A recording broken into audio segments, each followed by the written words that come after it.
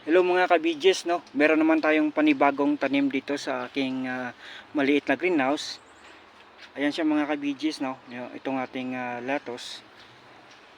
Ayan siya mga ka-BGs, oh. Dito rin sa taas, meron din tayo. Ito po ay purple, no? Purple po ang tanim natin dito mga ka-BGs.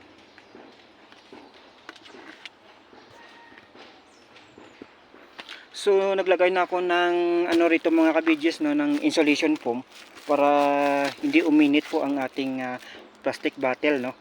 Naka plastic bottle lang po yan mga ka-BGs, no. Silipin natin mga ka-BGs. Yan sila mga ka-BGs, no. Naka plastic bottle lang sila.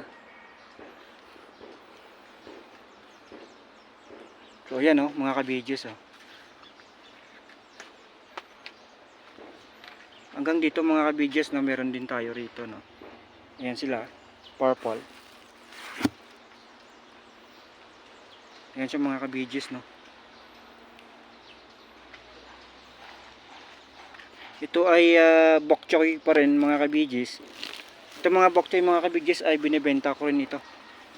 Nasa 15 pesos ang ano, ang 5 piraso nito. So yan sila mga ka-BGs, no. At meron tayong panibagong punla rito mga ka-BGs. Ito ay kuan mga ka-BGs, no, Almaty lettuce yan. Almaty. So yan siya mga ka-BGs, no. Naka plastic bottle lang sila mga ka-BGs. Ito mga ka-BGs, ng mga plastic bottle na to ay temporary lang dito mga ka-BGs, no. Dahil ay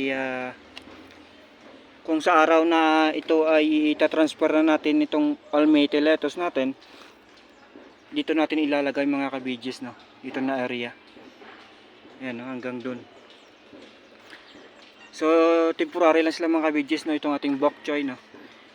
Aalisin ko rin yan, ilagay ko rito mga ka-BGs sa ibaba, no. So ayan mga ka-BGs, no, dyan sa gilid, no, meron tayong tinanim dyan na ano.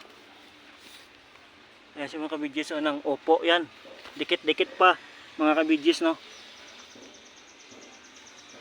Ito rin yung ating nakahanging na bok choy, no. Ayan sila mga ka-BGs, nakahanging po yan.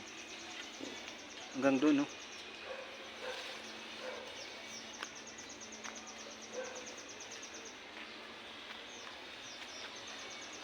So yan mga ka-BGs, no. Nakahanging lang sila. Sa ibaba niya ay ang mga yan kalabasa po yan. Yan sila mga ka-BGs, no. So yan mga ka-BGs, no, ito po ang update natin sa aking greenhouse, no, panibagong tanim mga ka-BGs. Ito po ay rapid lettuce, no. Ang gamit natin dito mga ka-BGs ay ang nutrients na ano, kiss, no. So yun mga ka-BGs, no, hanggang dito na lang ang update natin sa aking maliit na greenhouse. Itong panibagong tanim na mga lettuce, no. Rapid lettuce lang ito mga ka-BGs, no. So yan, maraming salamat sa inyong panonood.